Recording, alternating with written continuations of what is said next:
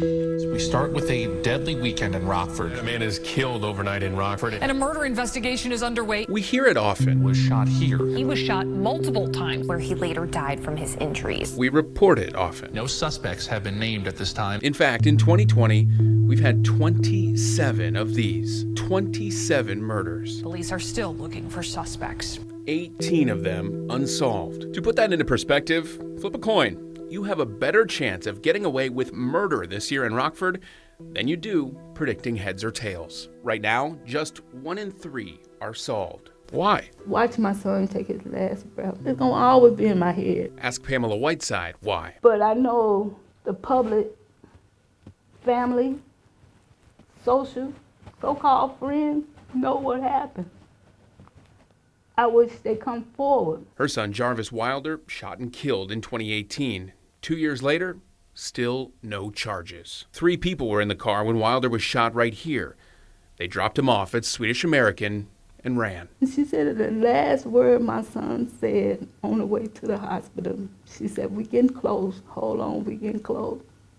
And she said, Mom, he said, Ask Rockford Police Chief Dan O'Shea why. How many of them would you say are not solved because people aren't coming forward? I would venture to guess all of them, but I don't know off the top of my head. But the vast majority of them are strictly because people aren't coming forward. But Chief O'Shea does know why people don't come forward, especially this year. Their only mentality is, you shot at us, we're shooting at you.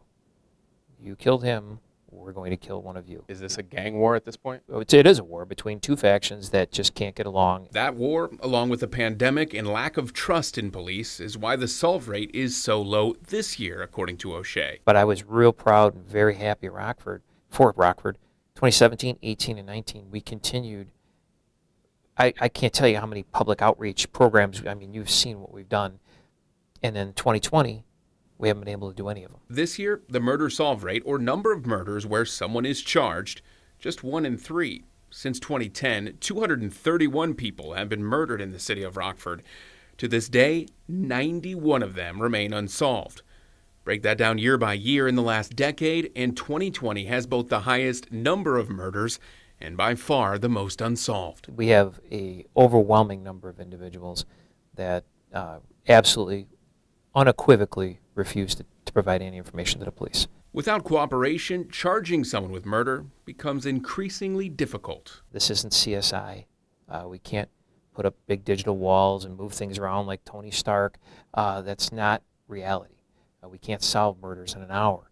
If someone does come forward, they can be protected to a point. It can be very intimidating. They could be ostracized. They could be targeted by other individuals who don't want them to come forward. State's Attorney Marilyn Hyde-Ross says Winnebago County does not have a designated witness protection program for people who report crimes, but they do what they can to protect them and relocate them, though her office says it does not keep track of the number of people it has relocated or helped. So obviously, you can't force anyone to cooperate. Another reason why. Because you can't force someone to give you the information that they have. But Hyde-Ross does believe the job is getting done, even though the numbers this year are so low. I think that we are successful in doing our job and getting justice for murder victims. Yet people like Pamela Whiteside haven't seen justice for years and wonder if they ever will. My son, he wasn't the perfect one here in the world, but he still was mine, and his life didn't have to lose like that. We decided to take the murder solve rate numbers a step further. Remember, a murder is solved when charges are associated with that case. Right now in Rockford, that's 1 in 3.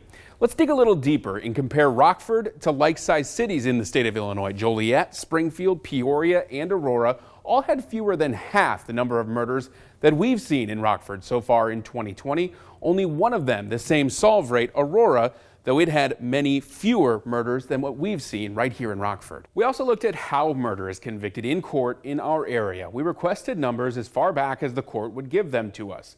Here's what we found. Since 2012, 148 people have been charged with murder and had a verdict in their trial in the 17th Circuit. That encompasses Winnebago and Boone counties.